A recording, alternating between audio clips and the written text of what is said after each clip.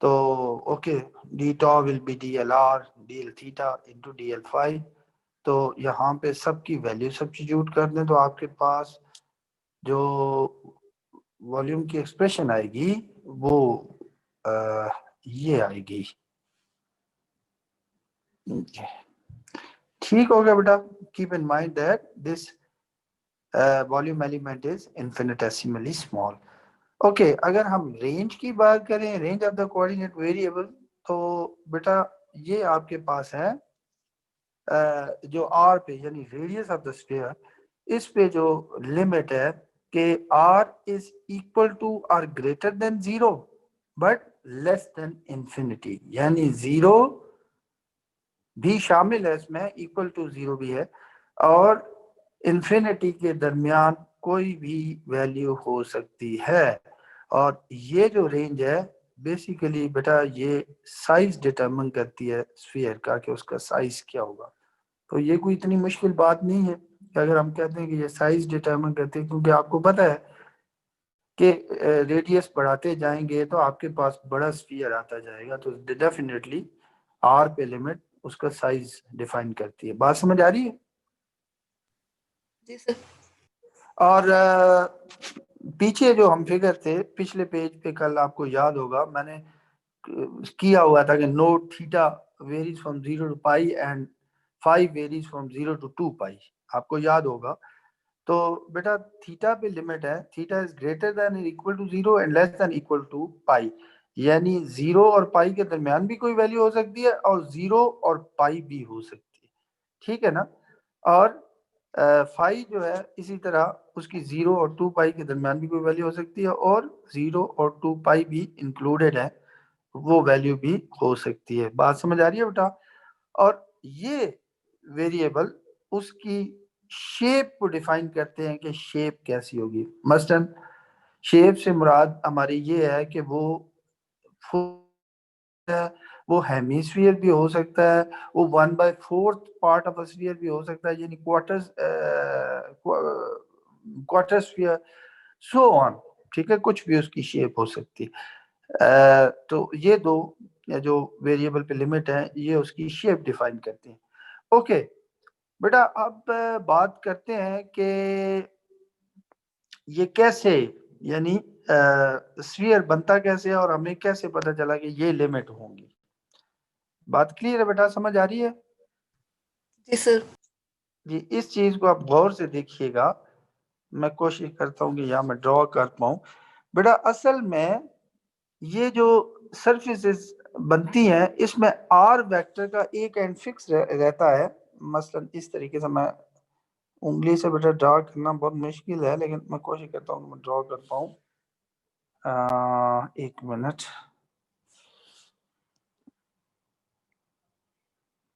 ये ठीक है, यानी कि ये आर वेक्टर का एंड फिक्स रहता है। और कौन सा एंड फिक्स रहता है बेटा? ये एंड फिक्स रहता है, ठीक है, आर वेक्टर का। और जो दूसरी टिप है आर वेक्टर की, दूसरा एंड है, वो ऐसे एक सर्कल बनाता है, ठीक है। इसको बेटा कहते हैं प्रिसेशन मोशन। प्रिसेशन मोशन ऐसी मोशन है, कोन लाइक मोशन, जिस तरह कोन नहीं होती, ठीक है, कि उसका कि इसका इस आर वेक्टर का जो ये एंड है वो फिक्स रहेगा ओरिजिन पे, और जो टॉप एंड है आर वेक्टर का वो सर्कल बनाएगा, ठीक है। बात क्लियर है बेटा? जी सर।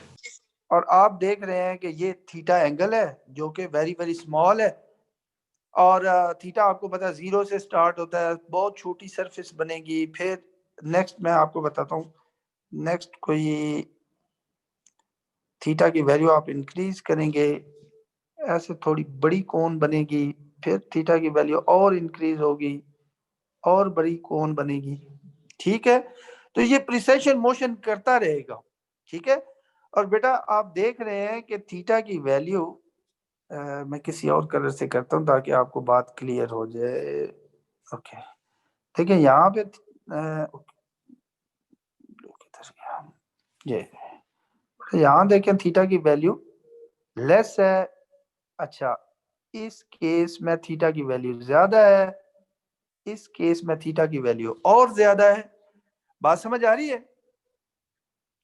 तो हत्ता के ये प्रोसेस चलता रहेगा जब ये आर वेक्टर, ये जो आर वेक्टर है वो इस एक्सिस के पैरेलल हो जाएगा, तो बेटा फिर ये जब रोटेट करेगा दूसरा एंड सर्कल बनाएगा तो आपके पास मैक्सिमम सरफेस आएगी। ठीक है, फिर नीचे की जानिब कोन बनना शुरू हो जाएगी इस तरीके से, इस तरीके से। ठीक है, ओके, इस तरीके से, ओके, इस तरीके से। बात समझ आ रही है? और जब जी सर। आर वेक्टर पैरेलल हो जाएगा नेगेटिव जी एक्सिस के, तो आपको पता है बहुत छोटी सरफेस आएगी आपके पास। बेटा इन सब सरफेसेस को मिला दें, ठीक है, तो स्फीयर बनता है। और आप चीज एक नोट करें कि थीटा इंक्रीज कर रहा है। ठीक है, ये डिफरेंट सरफेसेस बनती हैं थीटा के इंक्रीज करने से। तो this is how theta increases. और आप देखें कि जी एक्सिस के पैरेलल स्टार्ट किया और फिर माइनस जी एक्सिस के पैरेलल हो गया, तो बेटा ये जो ओके, ये जो सारा उसने कवर किया है, ठीक है, एंगल कितना चेंज हुआ है? 0 to पाई थीटा चेंज हुआ है। बात समझ आ रही है? जी सर। अगर उसने जी एक्सिस स्टार्ट किया, पहले जी एक्सिस के पैरेलल था, ठीक है, अलोंग जी एक्सिस था, और जब अलोंग माइनस जी एक्सिस हो जाएगा तो फर्दर यानी कि सरफेसेस बनना रुक जाएंगी, आपके पास फुल स्फीयर आ जाएगा। तो बेटा ये एंगल कितना चेंज हुआ? 0 to पाई।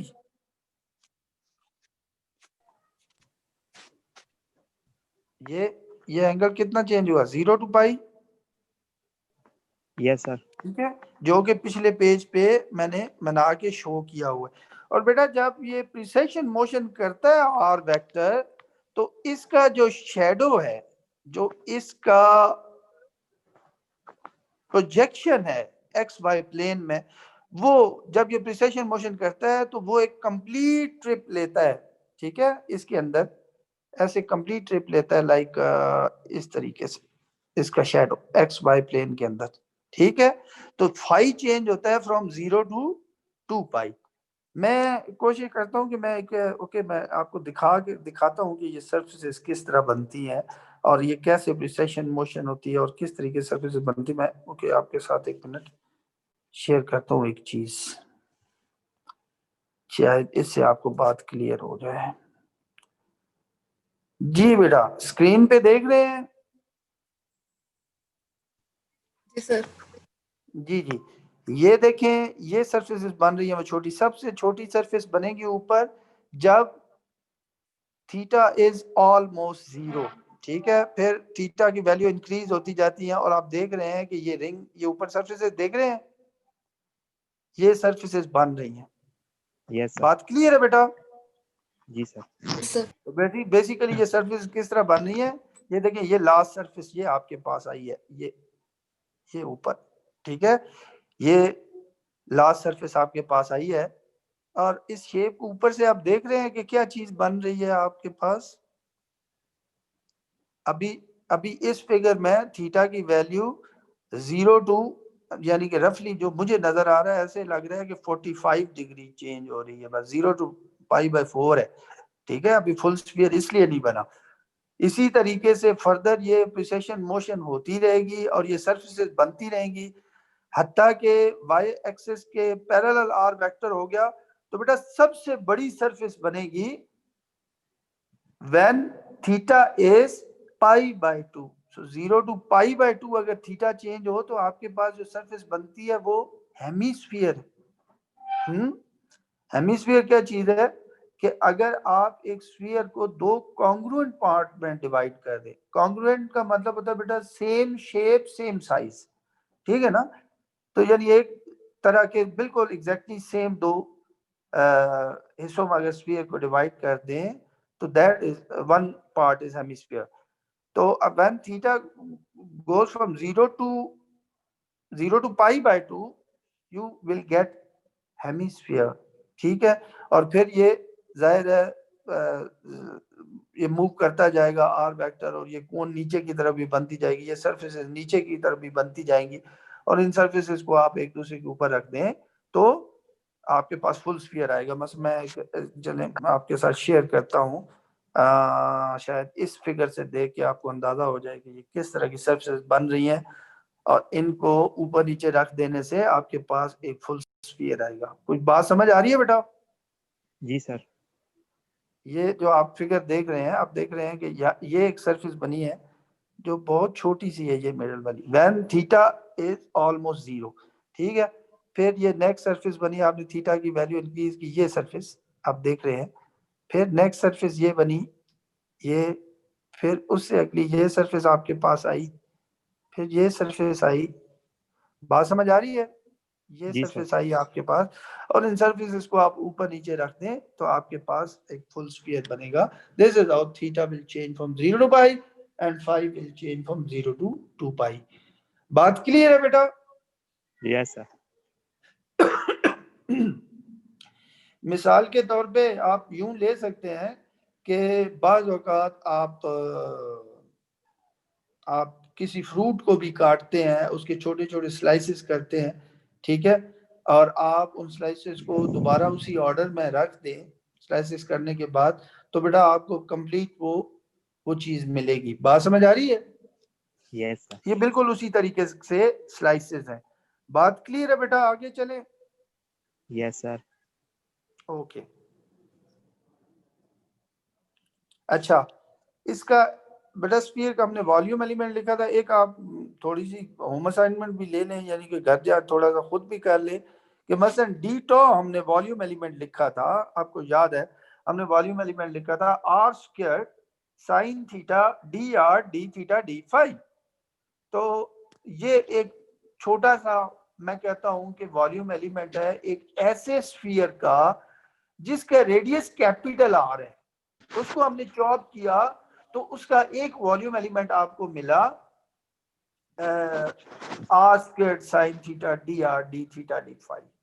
ठीक है, तो बेटा अगर आप इस डी टॉ को इंटीग्रेट करें फ्रॉम 0 टू कैपिटल आर, और थीटा पे लिमिट दें 0 टू पाई, फाई पे 0 टू 2 पाई, तो बेटा आप इंटीग्रेट करेंगे तो आपको मिलेगा 4/3 पाई कैपिटल आर क्यूब। तो बात समझ आ रही है? इंटीग्रेशन की मीनिंग ही यही है कि उन सारे वॉल्यूम एलिमेंट्स को आप दोबारा से उसी ऑर्डर में जोड़ दें तो आपको फुल स्फीयर मिलेगा जिसका वॉल्यूम है 4/3 पाई कैपिटल आर। बात क्लियर है बेटा? जी सर। और जब मैंने कहा कि यानी थीटा और फाई पे लिमिट उसकी शेप डिफाइन करती है, तो आप देख रहे हैं कि अभी मैंने जो आपको समझाने की कोशिश की है उसमें मैंने कहा था कि थीटा अगर 0 टू पाई/2 चेंज हो तो हेमिस्फीयर मिलता है। तो बेटा आपकी शेप डिफरेंट हो गई, ठीक है। So that's why we say that theta और फाई पे लिमिट उसकी शेप को डिफाइन करती है। क्लियर है बेटा? फोन आया पिया तेरा। जी सर। ਉਹ ਪਿਆ नेक्स्ट, ਠੀਕ ਹੈ ਮੈਂ ਉਹਨੂੰ ਦੱਸਿਆ ਉਹ ਪਿਆ ਤਾਂ ਮੇਰਾ ਆਉਣਾ ਮਿਸਤਰੀ। सर आप म्यूट कर दे सबको। बेटा आइंदा कोई इस तरह की पीछे से आवाज आए ना तो उस स्टूडेंट को आप बेशक जो है वो निकाल दें इधर से ग्रुप से।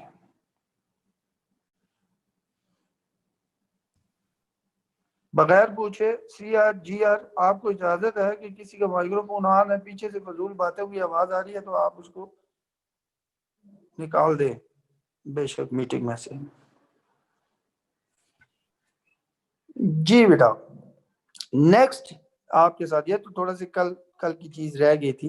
अब नेक्स्ट हम लोग डिस्कस कर रहे हैं सिलेंड्रिकल कोऑर्डिनेट्स, जिनमें जो आपके पास सिलेंड्रिकल कोऑर्डिनेट्स में जो आपके पास स्पेस वेरिएबल्स हैं बेटा वो हैं ये R, फाई और Z, ठीक है। और इन स्पेस वेरिएबल के चेंज होने से जो शेप बनती है स्पेस के अंदर that is a cylinder, so that's why इनको आप कहते हैं सिलेंड्रिकल कोऑर्डिनेट्स, ठीक है। और बिल्कुल उसी तरीके से जिस तरह बेटा पीछे हम दो कोऑर्डिनेट सिस्टम कार्टेशियन और स्फेरिकल पढ़ के आए हैं, उसी तरीके से इन तीनों वेरिएबल के साथ एसोसिएटेड आपके पास 6 यूनिट वेक्टर्स हैं, यानी आर यूनिट वेक्टर से एसोसिएटेड आपके पास आर वेरिएबल से एसोसिएटेड आपके पास यूनिट वेक्टर है plus minus R unit vector. 5 variable से एसोसिएटेड आपके पास यूनिट वेक्टर है प्लस माइनस 5 यूनिट वेक्टर, और जी वेरिएबल से एसोसिएटेड आपके पास यूनिट वेक्टर है plus minus Z unit vector. तो टोटल आपके पास 6 सेट ऑफ यूनिट वेक्टर्स आ गया। और ये भी क्योंकि सिलेंड्रिकल कोऑर्डिनेट सिस्टम भी ऑर्थोगोनल कोऑर्डिनेट सिस्टम की एक फैमिली मेंबर है, इसलिए हम ये कहेंगे कि यहाँ पे जो R unit vector, phi unit vector और जी यूनिट वेक्टर हैं, these are mutually perpendicular to each other। इसी तरीके से minus R unit vector, minus phi unit vector and minus Z unit vector are mutually perpendicular to each other. वही rule है बेटा कि ये बताते क्या है कि अगर unit vector, if you have a unit vector with positive sign like plus R unit vector plus phi unit vector and plus Z unit vector, it means these unit vector point in the direction of increase of r variable. Keep in mind direction of increase of r variable, phi variable and z variable, ठीक है। और अगर ये unit vectors negative sign के साथ हो, यानी minus R unit vector, minus phi unit vector, minus Z unit vector, तो इसका मतलब है कि these unit vectors with negative sign point in the direction of decrease of R variable, phi variable and Z variable respectively. बात clear है बेटा? जी sir. जी सर। अच्छा, थैंक यू, आपने अटेंडेंस भेज दी। अच्छा, क्या है बेटा कि ये हमने कोऑर्डिनेट एक्सिस ड्रॉ किए हैं, जी एक्सिस हमने ऊपर लिया है, वाई एक्सिस है ये हमारा एक्स एक्सिस है, और बेटा पॉइंट पी हमारे पास ये है, यहाँ पे पॉइंट पी है 3 डायमेंशनल स्पेस के अंदर, जो इन 3 वेरिएबल पे डिपेंड कर रहा है, आर, फाई एंड जी। आप देख सकते हैं। बात क्लियर है बेटा? जी सर। अच्छा, और आर बेसिकली यहाँ पे आर क्या है बेटा? ये आर मैंने जो लिखा है, आर क्या है? ये पॉइंट पी का परपेंडिकुलर डिस्टेंस है फ्रॉम द जी एक्सिस। अच्छा बेटा, आप जरा नोट करें कि डायग्राम के पीछे कोई ना कोई रीजन होती है कि मसलन मैंने ये स्ट्रेट लाइन यूं नहीं बनाई, यहाँ से सीधी क्यों नहीं बनाई? आप उसी को परपेंडिकुलर हमेशा समझते आए हैं। असल में वजह ये है कि ये पॉइंट इस प्लेन में नहीं है, यानी कि पेपर की प्लेन आपके पास वाई जी प्लेन बनती है, तो ये पेपर के ऊपर नहीं है पॉइंट, यानी कि पेपर की सरफेस पे नहीं है, ये थोड़ा सा सरफेस से ऊपर है। बात समझ आ रही है ना? इसलिए आप परपेंडिकुलर डिस्टेंस थोड़ा यूं करके ड्रॉ करेंगे, ठीक है। ये ड्राइंग से ही पता चल जाता है कि ये पॉइंट कहीं पेज से ऊपर है, पेज की सरफेस के ऊपर नहीं है बल्कि सरफेस से थोड़ा ऊपर है। ओके, तो r is the perpendicular distance of point P from the z axis. Keep in mind. बेटा r का जो प्रोजेक्शन होगा एक्स वाई प्लेन में, ये मैंने ड्रॉ किया हुआ है, और आप देख रहे हैं कि मैंने उसे लिखा हुआ है, ये r है, ठीक है।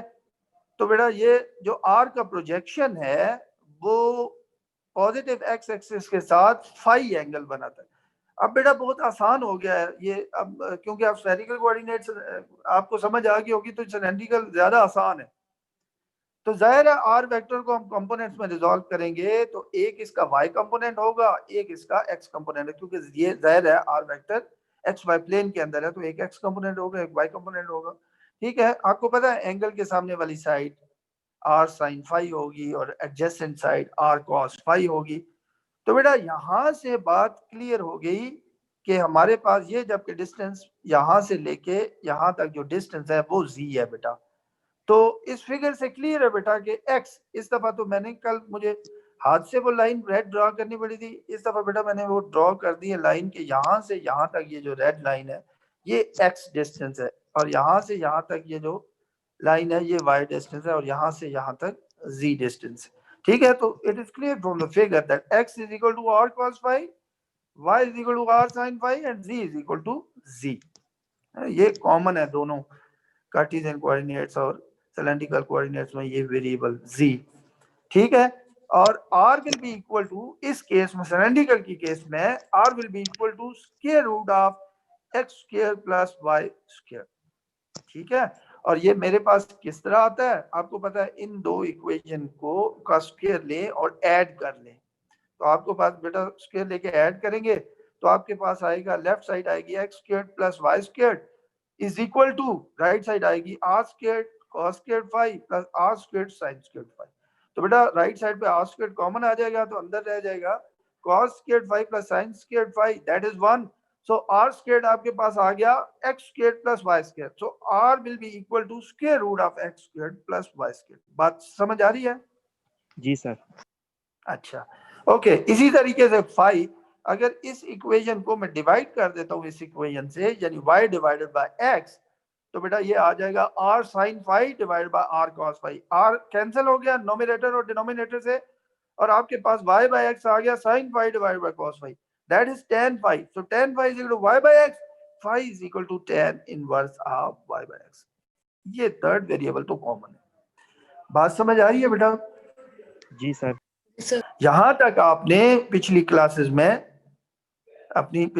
में पढ़ा होगा, लेकिन हम आप क्या करते थे, ये आप इससे हेल्प लेते थे कि अगर आपका आर फाई इन्वॉल्व है, आर फाई और जी, और प्रॉब्लम में गिवन है कि सिलेंड्रिकल कोऑर्डिनेट्स हैं ये, उसकी वजह यह है कि आर और फाई स्फेरिकल के भी हो सकते हैं, ठीक है।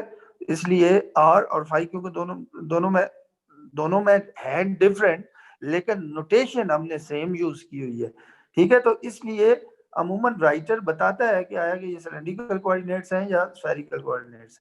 तो अगर उसने बताया कि सिलेंड्रिकल कोऑर्डिनेट्स हैं तो बेटा आप क्या करते थे, आप आर की जगह ये सब्स्टिट्यूशन करते थे, फाई की जगह ये सब्स्टिट्यूशन करते थे, तो आप अपने प्रॉब्लम को एक्स वाई जी में ले आते थे, ठीक है, कार्टेशियन कोऑर्डिनेट सिस्टम में। फिर आप सारी कैलकुलेशन परफॉर्म करते थे, आंसर आ गया, आंसर क्योंकि एक्स वाई जी में, फिर वो आप एक्स वाई जी ये सब्स्टिट्यूट करते थे और आंसर आप आर और फाई में ले आते थे। बात समझ आ रही है? जी सर। तो यहां तक तो आपने किया होगा। मसला फिर वही है जो हमने जिक्र किया है कि यहाँ पे आप ऐसा नहीं कर सकते क्योंकि प्रॉब्लम कॉम्प्लिकेटेड हो जाता है, आपको यूनिट वेक्टर को भी चेंज करना पड़ता है क्योंकि यहाँ वेक्टर से आप डील करते हैं, और सिलेंड्रिकल में जो आर यूनिट वेक्टर है that is cos phi x unit vector plus sin phi y unit vector. बात समझ आ रही है? तो उसको भी चेंज करने पर पड़ेगा, और cos फाई और sin फाई को भी x में चेंज करना पड़ेगा, x y z में। तो बेटा ये बड़ा मुश्किल हो जाएगा, आपको प्रॉब्लम काफी कॉम्प्लिकेटेड हो जाएगा। तो यहाँ पे बेहतर है कि आप उसी कोऑर्डिनेट सिस्टम में रहते हुए वर्किंग करें। तो इसलिए हम सिलेंड्रिकल कोऑर्डिनेट्स पढ़ रहे हैं ताकि हमें कोई प्रॉब्लम ना आए आगे इस सब्जेक्ट को समझने में। तो बेटा सबसे पहले तो हम डिफरेंशियल डिस्प्लेसमेंट की बात करते हैं, और आपको डिफरेंशियल डिस्प्लेसमेंट में पता है कि अगर आप ये पॉइंट जाहिर है पी, ये सिलेंडर की आउटर सरफेस पे है, यानी कि सिलेंडर की आपको पता है 3 सरफेसेस है, 2 फ्लैट सर्कुलर सर्फेसेस होती हैं, 2 फ्लैट सर्कुलर सर्फेसेस होती हैं, और एक कर्व सिलेंड्रिकल सरफेस जिसे कहते हैं। बात समझ आ रही है? जी सर। हाँ, सिलेंडर को तो देखा हुआ है ना? यस सर, देखा हूँ। बाज़ औक़ात तो यूं भी होता है कि मैं पढ़ा रहा हूँ और किसी क्लास को मैंने पढ़ाया होगा और वो बच्चे सवाल ये करते हैं, सर सिलेंडर क्या होता है? अच्छा बेटा, तो ये पॉइंट जो है वो कर्व सिलेंड्रिकल सरफेस के ऊपर है, और आप इस पॉइंट से एक और पॉइंट पे इस तरह मूव करते हैं कि तीनों वेरिएबल चेंज हो साइमल्टेनियसली, ठीक है।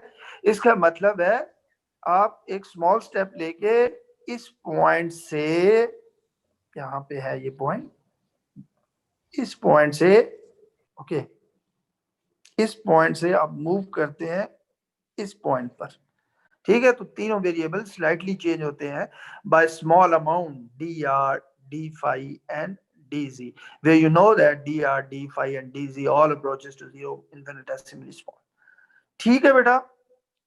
So when we move from this point to this point, the displacement, the differential displacement, the small displacement will be equal to this dl vector is equal to dlr into r unit vector plus dl phi into phi unit vector plus dlz into z unit vector। बात clear है बेटा? Yes sir. अच्छा, okay, where you know that, आपको पीछे भी हम पढ़ते आए हैं, अब तो आप यूज्ड टू हो गए होंगे कि वेयर DLR, DL5 एंड DLZ are the infinitesimal element of length in R, phi and Z direction respectively. बात क्लियर है बेटा? जी सर। ओके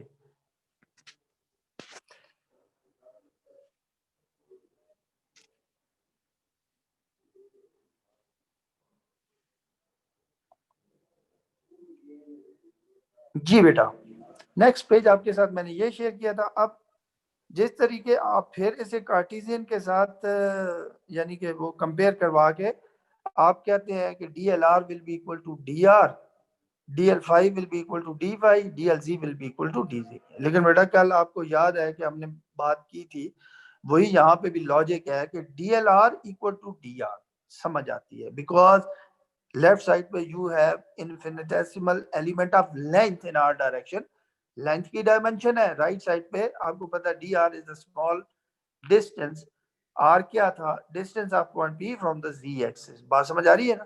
तो राइट साइड पे लेंथ की डायमेंशन है, so it means that okay, it means that this equation is okay। ठीक है, इसी तरह ये इक्वेशन भी ओके है, लेकिन ये नहीं ओके। ठीक है, यानी मेरा कहने का मकसद ये है बेटा कि DLR is equal to DR, DLZ is equal to DZ। ठीक है, क्योंकि एक्स वाई जी की तो सब तीनों वेरिएबल की डायमेंशन जो है वो लेंथ की है। ठीक है, तो DLZ is equal to DZ, ये भी ठीक है, लेकिन DL5 is not equal to D5। Left side पे लेंथ की dimension, right side dimension less है, so that will be nonsense. तो इसलिए ओके, मैंने ये मुझे एक दफा फिर पिछला पेज शेयर करना पड़ेगा। इसलिए अब तो बेटा आप स्फेरिकल कोऑर्डिनेट सिस्टम के बाद इतने यूज टू हो गए होंगे कि आपको पता है कि वो मूव करने से जो एंगल में स्मॉल चेंज आती है वो ये है D5। ठीक है, and this is infinitesimal element of length. आपको पता है काउंटर क्लॉकवाइज फाई की डायरेक्शन पॉजिटिव है, यानी फाई इस काउंटर क्लॉकवाइज डायरेक्शन में इंक्रीज करते हैं। तो बेटा ये लेंथ है फाई डायरेक्शन में, जिसे आप DL5 कहते हैं। तो आप देख सकते हैं आर्क लेंथ के फॉर्मूला से आप देख सकते हैं R into D5, DL5 will B R into D5। बात समझ आ रही है बेटा? जी सर।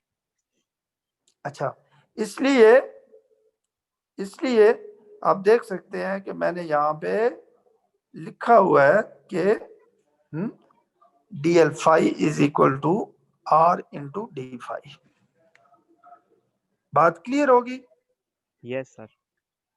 तो बेटा ये सारी वैल्यूज पिछली इक्वेशन में जो DL की हमने लिखी थी, DLR into R unit vector plus DL5 into Y unit vector plus DLZ into Z unit vector, उसमें सब्स्टिट्यूट कर दें। ठीक है, तो आपके यस सर। पास डिफरेंशियल डिस्प्लेसमेंट की ये एक्सप्रेशन आ जाएगी, हाँ, for cylindrical coordinates। So this is differential displacement, infinitesimal displacement vector in cylindrical coordinate when we move from a point that has coordinate R phi Z to another point that has coordinate R plus DR, phi plus D phi, Z plus DC। बात समझ आ रही है बेटा? Yes sir. अच्छा, ये मैंने यहाँ पे एक सिलेंडर का वॉल्यूम एलिमेंट बनाया है बेटा। ठीक है, आई होप सो के बड़ी क्लियर मैंने डायग्राम बनाई है ताकि आपको बात क्लियर हो जाए कि सिलेंडर का ये वॉल्यूम एलिमेंट है। अच्छा बेटा, अब ये क्या है? ये जो सरफेस है आप देख रहे हैं, दिस इज यानी कि ये बेसिकली सिलेंडर के कर्व्ड जो सरफेस है उसके ऊपर ये पैच होगा, यानी कि ये आउटर सरफेस है सिलेंडर की। ठीक है यस सर। बेटा, बेटा मैं इस सरफेस की बात कर रहा हूँ, एक मिनट। ये सरफेस कोई समझ आती है? Yes sir. ठीक है, ये पॉजिटिव रेडियल डायरेक्शन में, यानी कि सिलेंड्रिकल एक्सिस से, इसको सिलेंड्रिकल सिमेट्री एक्सिस भी कहते हैं। ये एक्सिस है और सिलेंडर इसके गिर्द मौजूद है। अच्छा, तो बेटा ये सिमेट्री एक्सिस से अवे आप जाएं तो that is positive R direction, और टुवार्ड्स जाएं तो यानी टुवार्ड्स द सिमेट्री एक्सिस जाएं तो that is negative R direction. तो बेटा यही मैं कह रहा हूं कि ये क्योंकि पॉजिटिव आर डायरेक्शन में पॉइंट कर रहा है, इसको मैंने यहाँ अलहदा से भी बनाया इस पैच को, patch in positive R direction. ये वही पैच है जो मैंने फिगर पे शो किया होगा, ठीक है। और बेटा एक चीज और देखें कि इसके अपोजिट सरफेस, मेरा मुराद इस सरफेस से,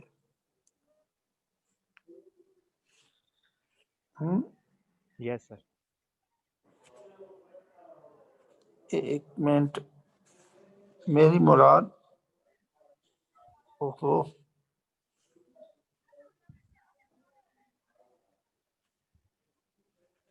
मेरी मुराद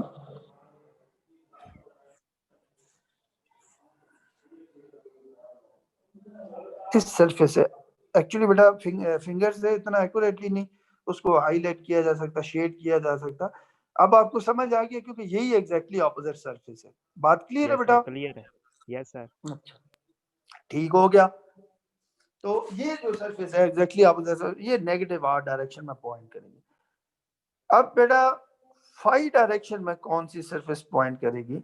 वैसे तो मैंने यहाँ पे, ओके, सबसे पहले तो मैं इसको खत्म कर दूं ताकि आपको ये ना हो कि, ओके, अच्छा, फाई डायरेक्शन में कौन सी पॉजिटिव फाई डायरेक्शन? बेटा वो ये सरफेस है, ये सरफेस, ये पॉजिटिव फाई डायरेक्शन में पॉइंट करेगी। आपने देखा होगा कि मैंने ये बनाई हुई भी इस तरह, दो साइड डॉटेड है ये वाली और ये सॉलिड है। बेटा ये मैंने ऐसे ही बनाई हुई भी है यहाँ पे। बात समझ आ रही है? ये पॉजिटिव सर। फाई डायरेक्शन में पॉइंट करेगी। और exactly opposite surface negative phi direction में पॉइंट करेगी। वो एग्जैक्टली ऑपोजिट सरफेस क्या, मैं वो आपको शेड करके बताता हूँ।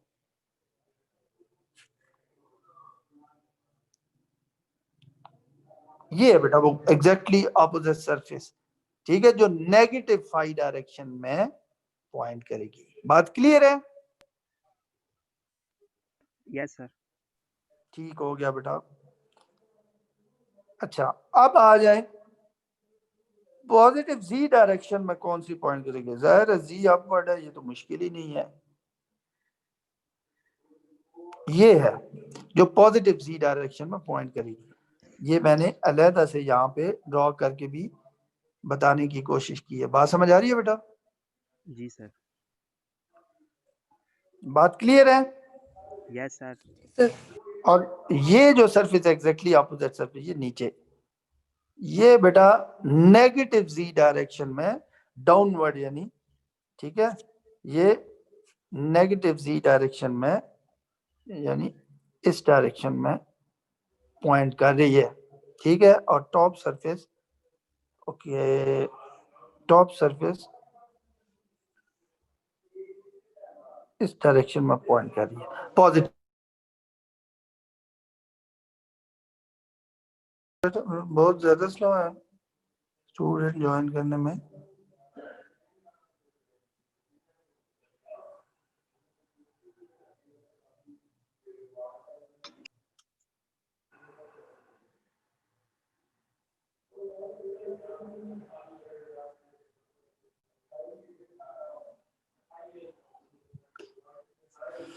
जी बेटा स्टार्ट कर देते हैं मेरा ख्याल है, ये तो बहुत टाइम जाया होगा। फौरन आप ज्वाइन करते हैं, आपने क्लिक करना है और ज्वाइन हो जाता है। अच्छा, हमने सरफेसेस का जिक्र कर लिया, सरफेसेस को डिस्क्राइब कर लिया बेटा। यहाँ पे मैंने अलहदा अलहदा जो पॉजिटिव आर डायरेक्शन में, पॉजिटिव वाई डायरेक्शन में, पॉजिटिव जी डायरेक्शन में जो सरफेसेस है उनको मैंने अलहदा भी ड्रॉ कर लिया।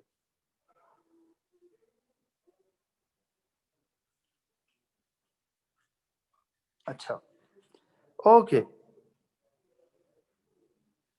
अच्छा, तो बेटा आपको पता है कि ये साइड क्योंकि जी डायरेक्शन में अपवर्ड, स्टेट अपवर्ड, हाँ, D L ji, that is D Z. और ये क्योंकि फाई डायरेक्शन में यानी डी एल फाई, तो ज़ाहिर आर डी फाई। इसी तरीके से यानी यहाँ फिगर से भी क्लियर है कि ये साइड डी आर है, ये भी डी आर है, ये पीछे डॉटेड जो नजर आ रही है वो भी डी आर है, ये जो है वो भी डी आर, क्योंकि ये सारी आर डायरेक्शन में चेंज को रिप्रेजेंट कर रही है। और ये डी एल फाई है, ये भी डी एल फाई है, ये भी डी एल फाई है, और ये पीछे डॉटेड भी डी एल फाई, छोटी सी डॉटेड लाइन। इसी तरीके से ये डी जी है, ये स्टेट अपवर्ड, ये डी जी है स्टेट अपवर्ड, ये डॉटेड जो स्टेट अपवर्ड है ये डी जी है, और ये डी जी है। बात समझ आ रही बात? Yes sir. तो ये लेबल करना तो कोई मुश्किल नहीं है कि ये डी जी है, ये आर डी फाई है, ये डी एल आर यानी small length in are direction है, ये डी एल जी है, ठीक है, ये डी एल आर है, ये डी एल फाई है, ठीक है। तो मैंने लेबल कर दिया। अब इनका एरिया लिखना तो कोई मसला नहीं है। इसका एरिया होगा R D phi D Z. अब देख लें पहले, R D phi D Z, और ये प्लस आर डायरेक्शन में पॉइंट करी है, यहाँ मैंने प्लस आर शो कर दिया, और इसकी एग्जैक्टली ऑपोजिट जो सरफेस मैंने यहाँ पे ड्रॉ करके भी बताई थी, यहाँ पे शेड करके भी बताई थी, वो नेगेटिव आर डायरेक्शन में पॉइंट कर रही है। मैग्नीट्यूड एरिया का उसका भी यही होगा, लेकिन डायरेक्शन अपोजिट होगी। बात समझ आ रही है बेटा? जी सर। अब अगर इसका आप एरिया देखें, इसका एरिया देखें, तो आप इन दो साइड्स को डी आर डी जी, हाँ, आइदर विद पॉजिटिव फाई और नेगेटिव फाई यूनिट वेक्टर। बात क्लियर है? इसी तरीके से इसका एरिया भी आप लिख सकते हैं। तो बात समझ आ गई बेटा? Yes sir. Yes sir. अच्छा, ये बहुत अच्छी बात है। ये आपके पास 6 डिफरेंट एक्सप्रेशन आ गई डिफरेंशियल एरिया की। और keep in mind that this D A approaches to zero mean this patch has infinitesimally small area। बात क्लियर है? और जो एक चीज मैंने नोट की, पीछे हमने दोनों कोऑर्डिनेट सिस्टम में डिस्कस की थी बेटा, आपको याद हो गया कि एरिया की एक्सप्रेशन से हमें ये पता चलता है कि यहाँ हमारे पास 3 वेरिएबल है, आर फाई एंड जी। कोई से 2 वेरिएबल की डिफरेंशियल लेंथ को मल्टीप्लाई करें तो डायरेक्शन आपको थर्ड वेरिएबल देनी होगी, either with positive sign or negative sign। So you can see that in this expression we have multiplied the differential length of 2 variable phi and z, ठीक है, और direction हमें देनी पड़ रही है r unit vector with positive और negative sign, ठीक है। सेम इधर से भी ये चीज क्लियर है, क्योंकि बड़ा पीछे 2 जगह हम डिस्कस करके आए हैं, तो बात समझ आ रही है ना, कोई मुश्किल तो नहीं है? Yes sir. Yes sir. हाँ, अब आ जाए, अगर हम आते हैं इस एलिमेंट के वॉल्यूम की बात करें, तो बेटा आपको पता है तीनों लेंथ को मल्टीप्लाई करना है, D L R, D L phi, D L Z. आपके पास फिर ये एक्सप्रेशन आ जाएगी डी टॉ की, ये जो आपको सामने नजर आ रही है, या मैंने हाईलाइट कर दी है ग्रीन, ठीक है, where D tau is infinitesimally small. अब हम अगर आ जाए ranges of the coordinate variable, तो बेटा रेंज ये होगी, आर पे जो लिमिट होगी वो ये होगी, आप यहां से देख रहे हैं, ठीक है, जो लिमिट होगी 5 पे वो ये होगी, जो लिमिट होगी ओके जी पे वो ये होगी, ठीक है। बात समझ आ रही है? ये इनके रेंजेस है। और ये जो 2 है, एक आर पे लिमिट और एक जी पे लिमिट, ये इस सिलेंडर का साइज डिटरमिन करती है। तो बेटा ये कोई मैं इतनी मुश्किल बात नहीं कर रहा, आपको पता है कि हम फिजिक्स की लैंग्वेज में इस तरह बात करते हैं, लेकिन आम जुबान में भी आप सोच सकते हैं। अगर मैं ये कहता हूँ आर और जी पे लिमिट उसका साइज डिटरमिन करती है सिलेंडर का, तो इतना मुश्किल तो नहीं है। आपको पता है कि आप अगर रेडियस बढ़ाते जाएं तो आपके पास सिलेंडर यानी काफी थिक आएंगे, और अगर आप जी पे लिमिट बढ़ाते जाएं तो सिलेंडर लॉन्ग लेंथ में ज्यादा होंगे। बात समझ आ रही है ना? तो साइज ही डिटरमिन करते हैं ये दोनों वेरिएबल, जबकि फाई शेप डिटरमिन करती है। वो कैसे बेटा? इसको समझने की कोशिश करें कि सिलेंडर बनता किस तरीके से है।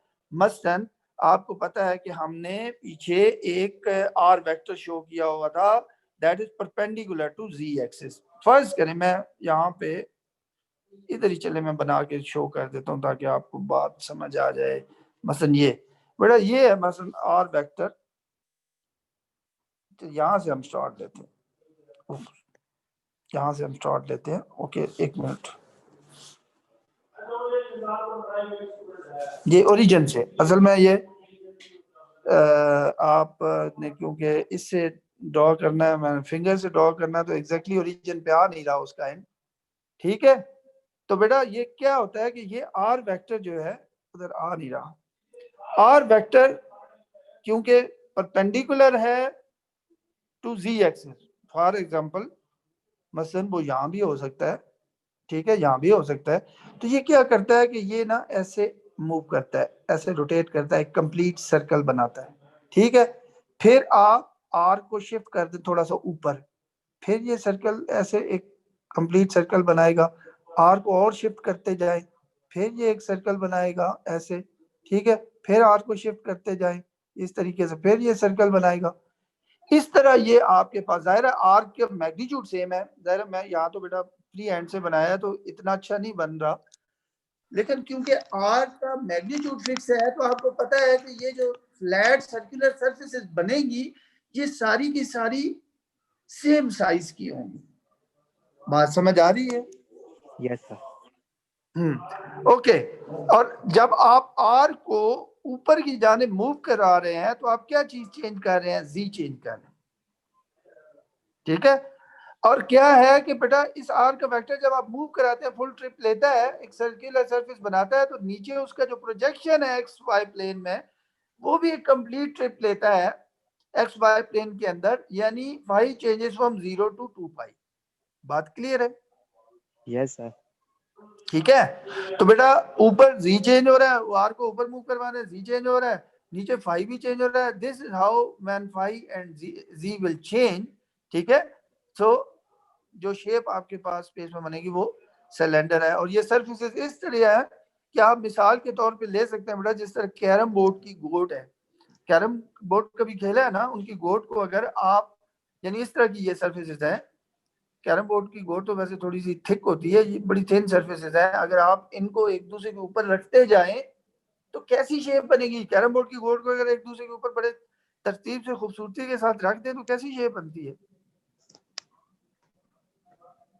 सिलेंडर। Yes sir. बात क्लियर है बेटा कि ये किस तरीके से इनवेरिएबल चेंज होने सिलेंडर बनता है। जाहिर अगर आर को चेंज करेंगे, आर को ज्यादा करेंगे तो बड़े रेडियस का सिलेंडर बनेगा, आर को छोटा करेंगे तो कम रेडियस सिलेंडर बनेगा, लेकिन शेप सिलेंडर होगी। और मैंने कहा कि फाई डिटरमिन द शेप। अगर फाई 0 to 2 पाई चेंज होता है तो आपके पास फुल सिलेंडर बनेगा।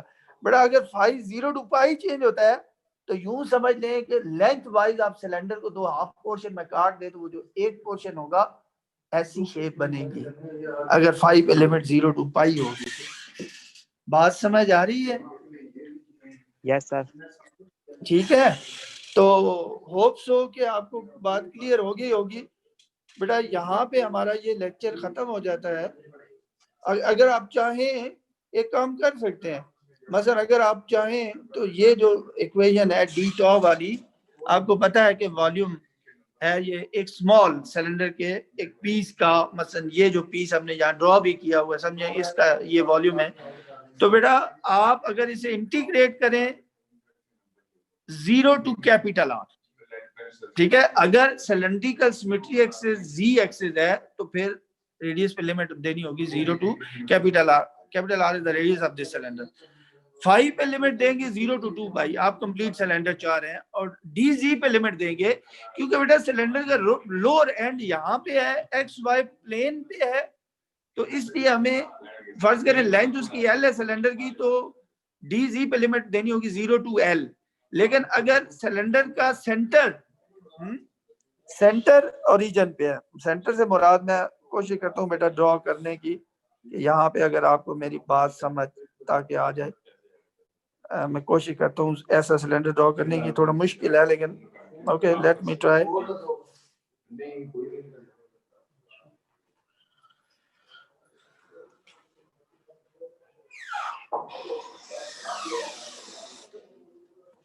समझ आ गई है?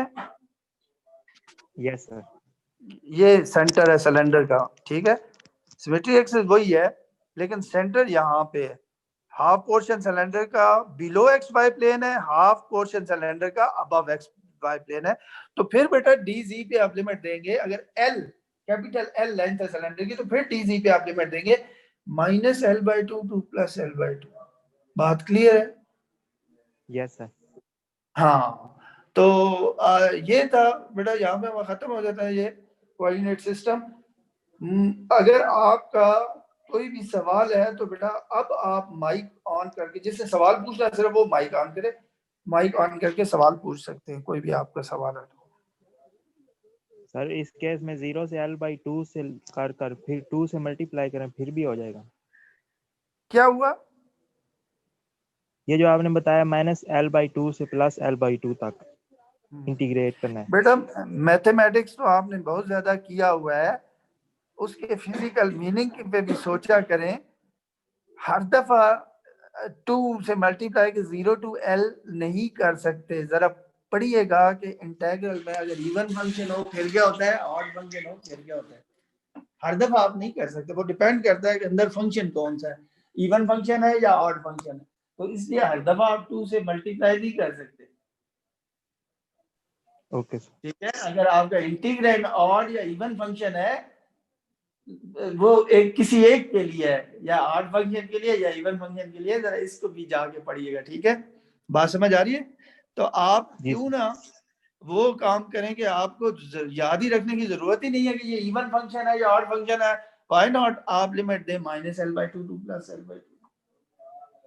बात क्लियर है? ये भी जरा मैथमेटिक्स में जाके पढ़िएगा आज, कि अगर इंटीग्रेंट इवन हो फंक्शन हो या ऑड फंक्शन हो तो क्या फिर हम इस तरह कर सकते हैं। मैं समझ गया हूँ आपकी बात, आप पीछे मैथमेटिक्स में ऐसे करते रहे हैं कि -∞ टू +∞ इंटीग्रेशन है, तो आप उसे 2 टाइम्स 0 to ∞ इंटीग्रल करके 0 to ∞ कर लेते थे। लेकिन वो बेटा डिपेंड करता है कि जो इंटीग्रेंड है वो इवन फंक्शन है या ऑड फंक्शन है। बात क्लियर है? यस सर, मैंने तभी पूछा। किसी और का कोई सवाल हो?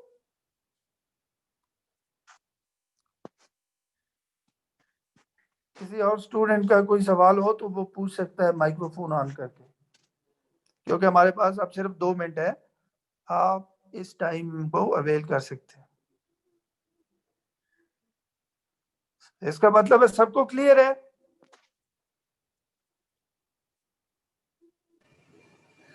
सर स्फेरिकल पोलर कोऑर्डिनेट में हमने जो r वेक्टर के लिए थीटा लिया था वो with respect to z axis लिया था, तो उसको y के अकॉर्डिंग क्यों नहीं लिया? बेटा ये जो आपका सवाल है, ये जस्ट आपको कंफ्यूजन से बचाने के लिए। मसलन मैं आपको एक मिसाल देता हूं, एक चीज फिजिक्स में यूज होती है जिसको आप कहते हैं कन्वेंशन। कन्वेंशन, अगर मैं कभी theta with respect to z axis ले लूं, कभी मैं with respect to y axis ले लूं, कभी मैं with respect to x axis ले लूं, मुझे तो कोई मसला नहीं है, मुझे तो समझ आ रही होगी मैं क्या कर रहा हूं। आपको मसला हो जाएगा। मसलन कन्वेंशन क्या चीज, ये कन्वेंशन है। कन्वेंशन क्या चीज है कि आपने स्क्रू का एक रूल है, आप सुबह मुंह धोते हुए जब भी टैप खोलती हैं तो आपको ये याद नहीं रखना पड़ता कि ये टैप किधर खुलेगी। आपकी इतनी आदत हुई है सब लोगों की कि वो उसे काउंटर क्लॉकवाइज घुमाएंगे तो उन्हें पता है खुलेगी, क्लॉकवाइज घुमाएं तो बंद होगी। ऐसे ही है, बात समझ आ रही है बेटा? ठीक है ना? तो बेटा अगर कुछ टैप इस तरह बना दी जाए कि एक टैप आपके घर में लगी हुई है, मुख्तलिफ जगह पे आप मुंह धोते हैं, एक टैप तो क्लॉकवाइज घुमाने से खुलती है, एक काउंटर क्लॉकवाइज घुमाने से खुलती है, तो मसला आपको हो जाना है कि आपने मुंह पे साबुन लगाया हुआ, आपको पता नहीं है आप टैप खोल रही है या टाइट कर रही है। तो बेसिकली ये आपकी सहूलत के लिए है कि अब आपको याद नहीं रखना पड़ता कि ये टैप किधर खुलेगी। आपकी आदत बनी हुई है कि आप उसे काउंटर क्लॉकवाइज घुमा के ही खोलते हैं हमेशा, और वो खुल भी जाती है। तो क्या आपका क्या ख्याल है कि कोई टैप ऐसी नहीं बनाई जा सकती जो क्लॉकवाइज घुमाने से खुलती हो? बिल्कुल खुलती, बनाई जा सकती है। बात समझ आ रही है? तो ये बेटा कन्वेंशन के लिए, आपकी सहूलत के लिए मैं z एक्सिस के साथ ये एंगल थीटा ले रहा हूं, मैं हर जगह यही यूज करूंगा। ठीक है, यही कन्वेंशन के, ताकि आपको कोई समझने में दिक्कत ना हो। Okay sir. ठीक है, कोई और सवाल? ओके बेटा, ठीक है, आपके नेक्स्ट टीचर ने लिंक सेंड कर दिया, हो गया, टाइम हो गया है। Thank you very much for joining. Okay, अल्लाह हाफिज, अस्सलाम वालेकुम। वालेकुम।